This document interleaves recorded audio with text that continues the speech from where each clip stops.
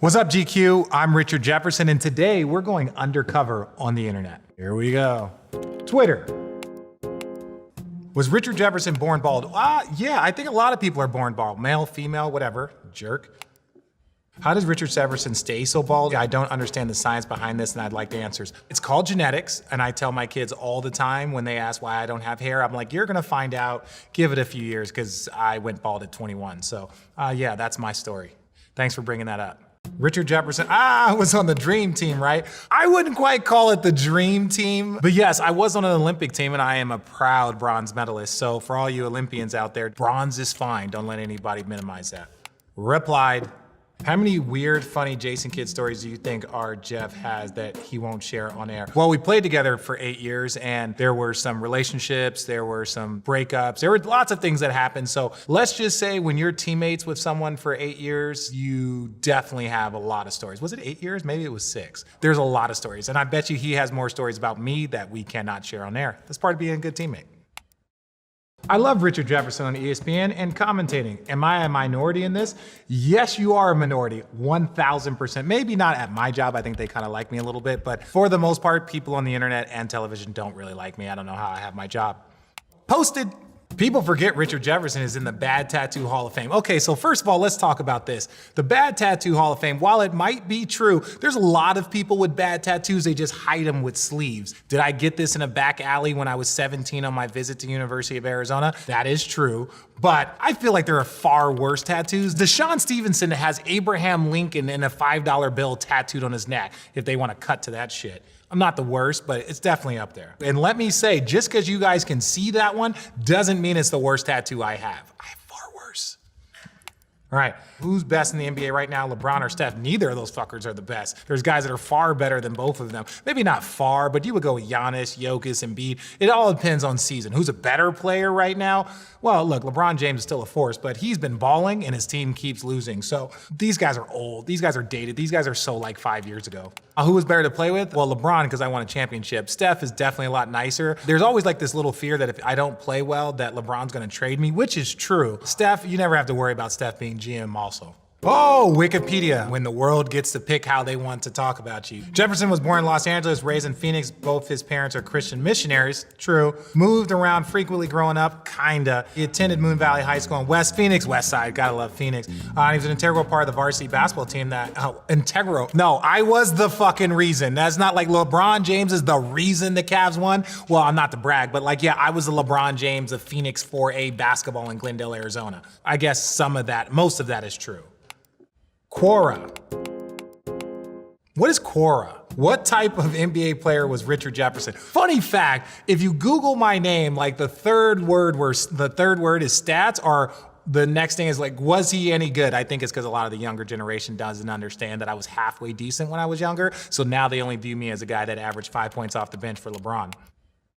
Do Kendrick Perkins and Richard Jefferson really not like each other? Yes, in a way that there's like a sibling rivalry, like we just want to one-up each other and we want to be better. Personally, he thinks all of his quips and the carry on and all of that stuff is funnier than me. Meanwhile, I think all of my sarcasm and like side jokes are a lot funnier. But at the end of the day, one thing you remember, everybody has that work friend that you crack joke with and you have fun with and you have your inside jokes. Well, he's my one work friend.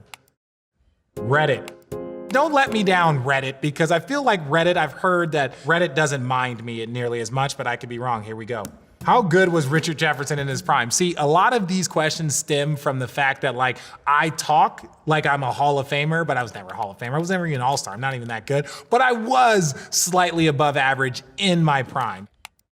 Where would he rank today? Where would he rank back in the day? I don't fucking know where I would rank. It's not my job, but I was a lot better than most. It depends on who you ask. You compare me to Michael Jordan, I'm trash. You compare me to Kendrick Perkins, I was a fucking superstar.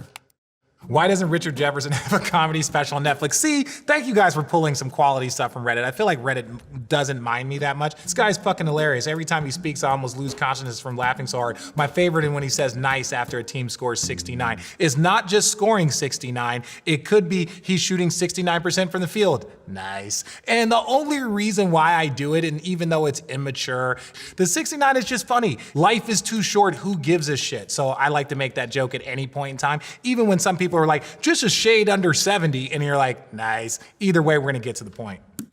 Is Richard Jefferson one of the most underrated players in the NBA over his career? Been listening to Road Tripping again, watching highlights and surprised at how good RJ was during his time with the NBA, considering he was never an all-star. What are your thoughts? Okay, let me tell you why I was never an all-star, outside of the fact that I wasn't really that good. The reason why I wasn't an all-star is because I always played with two all-stars most of the time. I played with J Kidd, I played with Vince, and I played with Kenyon Martin. So like Vince, even if hypothetically one of the few years I was playing with him, if I was having a statistically better season or more impactful season, he was gonna get voted in by the fans because he's one of the most popular players in NBA history. So coaches would look and like, they got Jason Kidd, they got Vince Carter, we're not going to give him a third all-star unless their team is number one. So I was always the first guy out of the all-star team, and they were never gonna give us 3 all-stars, mainly because I was playing with 2 other all-stars. So was I good? Yes, I averaged 20 points a game for playoff teams. That's pretty damn good.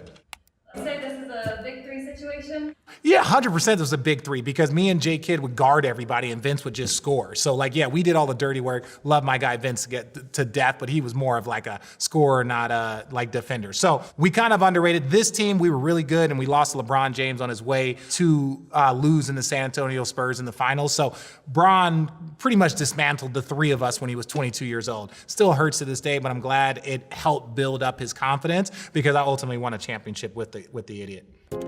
Instagram, I don't fucking know. Instagram.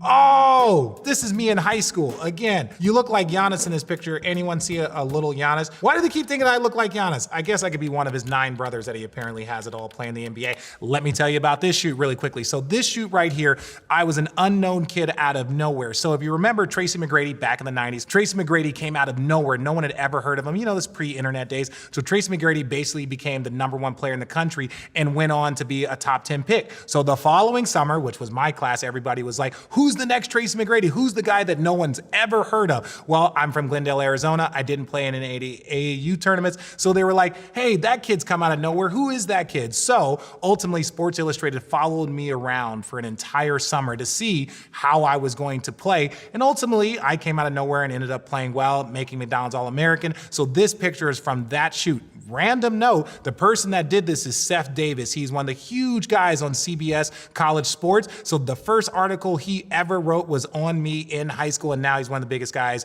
You see him all the time during the NCAA tournaments, lives in my neighborhood, great guy. TikTok, now we're getting into my shit. Let's go. Oh, do you ever get the inside scoop directly from the source, or is it always Woj? I get my information from Woj as he tweets it, just like everybody else. Look, there are different type of analysts. There are people that do all the navigating. Like Perk is really good on this, where he wants to talk to agents and players and GMs. That's Perk's thing because he's really good. I just enjoy watching it, absorbing it, and figuring out ways to make fun of whatever is going on. So everybody's different, but I get most of my information from Woj when he tweets it, because this is the thing about Woj and Sham is like both of these guys, they keep it close to their chest. They don't want me to do it, then accidentally text somebody or accidentally say something. So their entire information, their entire existence is based off of keeping stuff secret until it's time. So I get my information from Woj the same time you guys do, maybe a minute or 2 before. Richard, how come you can't grow a beard? First of all, fuck you, I can grow a beard. I choose not to grow a beard. Why? Because, again, we're gonna go backstory here. My dad is half black, half white, so whenever he would grow out a beard, it would turn red, right? Like my kid's got brown hair. So when I tried to grow out a goatee when I was younger, it would start turning auburn and it would start turning red, and then everybody would fucking talk about it. So I was like, yo, fuck this, let me shave this off. And then I'm just naturally bald. So my whole head, after a while, it just becomes my look. And then it stays my look because everyone's like, yo, you've never changed. It's like, well, because I went bald at 12. And so now I look the same from basically pictures at 22 up until right now. Was that a good enough answer? Why do I love TikTok? 1, because I'm awesome and I think I have a lot of funny, awesome shit to say, and other people like it too, so I typically try and do it. I didn't join any social media when I was playing because I'm somewhat of a crazy person. If you guys haven't figured out from this internet, I'm a little special. So the last thing that I wanted in my life is to have my content pushed out. I started doing Snapchat, no big deal. Snapchatter of the year at 35 at 2016 is part of my story. But so I was like, hey, listen, if I start doing social media, I think I can do it pretty well. So I joined Instagram, I joined Twitter, don't really like either of them, but TikTok, that's my shit. Once I get on there and I'm like, oh, we just get to act weird and interact with the community because it has a very strong community, and I'm like, I'm 100% in. That's literally the only app I even open at this point in time. Okay, that's it. I'm signing off the internet. I've seen enough.